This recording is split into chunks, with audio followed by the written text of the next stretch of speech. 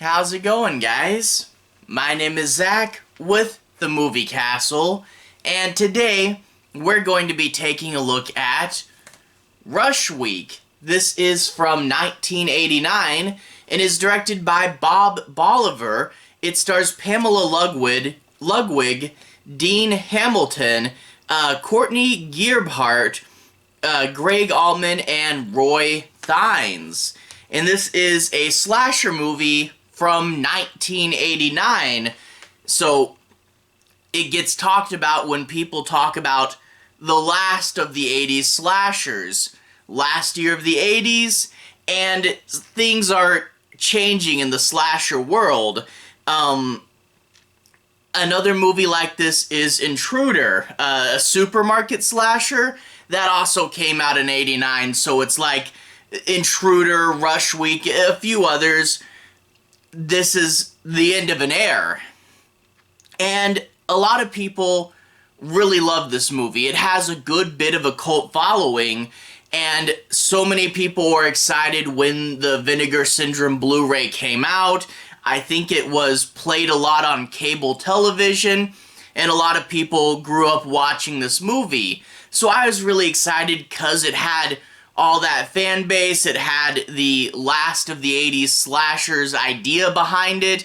I really wanted to see it, really wanted to check it out, and I'm glad that I finally got my hands on it.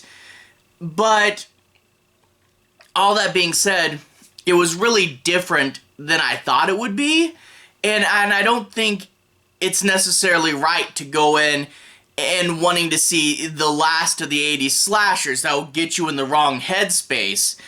This does have a lot of slasher tropes. It has a cool killer, it has dumb teens that party and play pranks, and there's a ton of nudity. All the slasher, victims are right, but the problem is the horror element, or lack thereof. Most of the kills in this movie are not super elaborate or impressive. A lot of the kills are the killer pops up and swings his axe, and then the camera cuts. Super, super lame. And on top of that, there's not a bunch of tension and scary scenes, It's not just the kills, but the lead up to them. The idea that the killer could be anywhere, and then when he pops out, you have to do your best to run away. And it's not really too much of that at all. It's really a slasher mystery. Emphasis on the mystery. You get a young reporter girl, she's following clues, she's getting a bunch of red herrings, she's falling in love with this dreamy boy, and can she really trust him? And to be honest, a lot of this movie feels like a Fear Street book, but with a bunch of boobs in it, So it's really different, I was expecting a slasher, I was expecting the kills, I was expecting a tense, scary atmosphere, and it really does lean heavier into this mystery. And yeah, I do miss the scary sequences. For what it does the mystery pretty well, and it is pretty fun to follow these characters around, and it's well acted and well shot. It's just, when you say last of the 80s slashers, I kind of start to expect something different. And when we get, I won't spoil it, but when we get to the last segment of this movie, the final sequence, it does get where it should have been the whole time. There is a fun chase sequence, there is a good kill at the end. It's just not most of the movie. Most of the movie is super dry in regards to the scares, so you have to go into this with the right headspace, Think of it as a fun mystery with a slasher element, and don't think of it as, a big, crazy slasher. If you go in from the horror side rather than the mystery side, you're probably going to be let down. So I can see why this has a cult following, because what it does really well, but it doesn't do what I was wanting from this movie, and it is kind of strange how bare the scares are, but yeah, it's one of those that I say, you gotta go in with the right headspace, you know? Anyway, I guess I want to go ahead and talk a bit about the plot. I'm not going to be doing any major spoilers, but I do want to say a little bit about what happens, take a moment to break down and analyze a few things, but I won't be covering the end bits. I won't be doing anything, that gives away the twist or anything like that. Although, that being said, I did guess who the killer is when I watched it, so I'd be curious how quickly you guys got it. But anyway, our main character is this girl. She's a young reporter working for her college's paper. She wants to get ahead in her field, so she begs her boss to get a story because she doesn't really know where to start, and the editor says, cover Rush Week.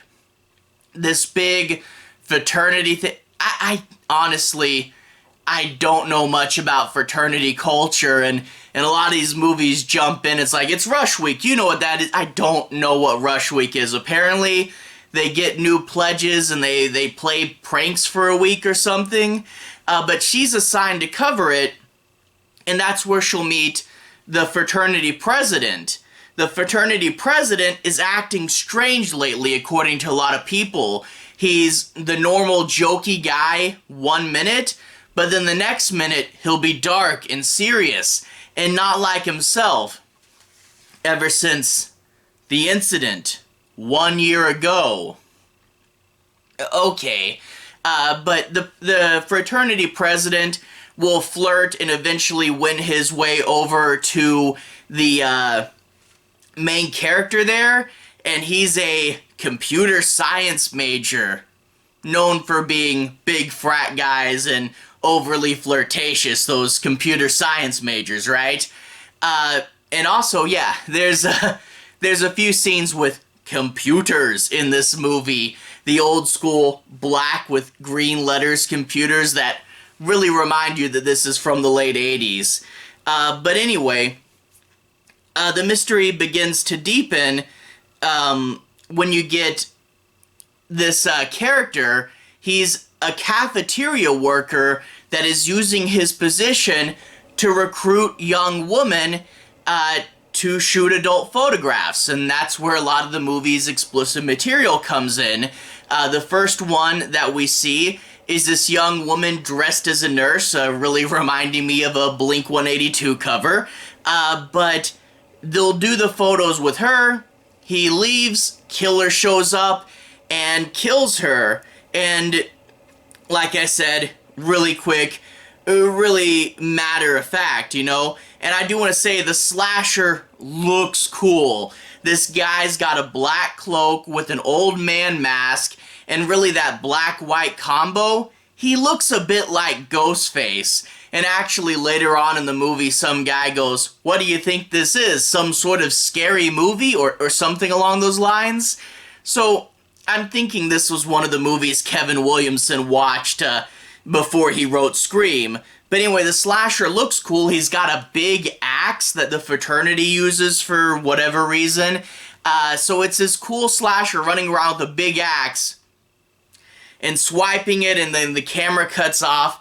He's one of those characters that it's like, he's so cool. I really wish the movie did more with him. It just kind of sucks, but the reporter character is going to notice the first girl went missing. The first girl's last name is literally MacGuffin. Meta humor, right? But anyway, she'll also start to notice a few other girls are disappearing, but the killer apparently is doing a good job at hiding the bodies, so she's like the only one that notices women are disappearing from the campus, and she has to piece it together. Now, why all this is going on? Fraternity pranks. And that will eat up a large portion of this movie, is fraternities playing pranks on each other. And to be honest, it's not super funny. I know there are a few, like, absolute classic frat movies. Not really my biggest interest, but to be honest, you know, you see these pranks and a lot of them are like, okay. Most of the movie's pranks involve a frat guy showing people his butt. That happens a lot. You know, as much as people talk about this movie for the girls, there is a lot of male nudity in regards to mooning and mooning and mooning. And that's about it for pranks, other than the things that definitely go way too far over the line. One of their pranks, they steal a finger from the medical college, a legitimate dead person human finger, and put that in the spaghetti of a rival frat member. I feel like you could go to prison for a long time for doing that. Also, the rival frat, G-A-E, gay, right? A lot of the stuff that the characters do in this movie, from the perspective of someone living in the 2020s, I'm like, oh man, when you try to become a senator, this is what they're going to dig up on you. And yeah, we waste a lot of time with these frat pranks, and so much of me goes, if only they took time away from the frat pranks and put the time into scary sequences. I mean, you would need less people. Just don't have the killer pop up and go swoosh and then cut away. Instead, have the killer chase the person around for a little bit. Make it look like she's gonna get away and the killer finds the hiding spot. And then spend a little money on the gore. If we had just done scary sequences instead of these pranks, it would have been an absolute classic, but we didn't, and we're stuck doing pranks with these characters for a long, long time. But anyway, aside from the pranks, the girl is going to try to figure out what's going on here. She's going to be warned, stay away from this, and of course she doesn't, and she's going to get all the clues, do her detective work, you know, research on the old school computers, and eventually lead to a good finale. It's just a shame that it didn't focus on the horror. And I do want to say, the things that this movie does right, it does right. It's shot really well. There's some fun scenes with cool gels. You know, it's dark at night, we'll use some blue gels. It's Fright Night at the Fraternity, let's have orange gel shining at the window. A lot of this movie is shot pretty well, and the new Blu-ray, it does look pretty clean and awesome. And the acting is all pretty good. You buy the main characters, you want to follow them around, and I'm intrigued by the mystery plot. Again, the mystery plot does get bogged down by random pranks, but whatever. And the killer, like I said earlier, does look really, really cool. And yeah, what it does is it does well. It's just I was expecting something else, you know, and that's the thing. You know, I wanted the great kills and the intense sequences. You don't really get that. And also I want to say, just looking at it from a logistical standpoint, this is a late 80s slasher, i.e. past Freddy Krueger. And I do want to say, when looking at your basic slasher history, the films that, you know, kind of changed things. You know, you had Halloween, which started the 80s slasher craze, and by the time that those were sort of running their course, you had Nightmare on Elm Street. Nightmare on Elm Street introduced comedy and magic into slashers, which made them less cheap to produce, but would provide new life. So after Nightmare on Elm Street, we'd get things like Hellraiser and Child's Play and Leprechaun. So by the end of the Nightmare section of slashers, we would eventually get Scream redefining it again. This was a little too early to be a Scream meta slasher, even though we do see some meta humor starting to pop up.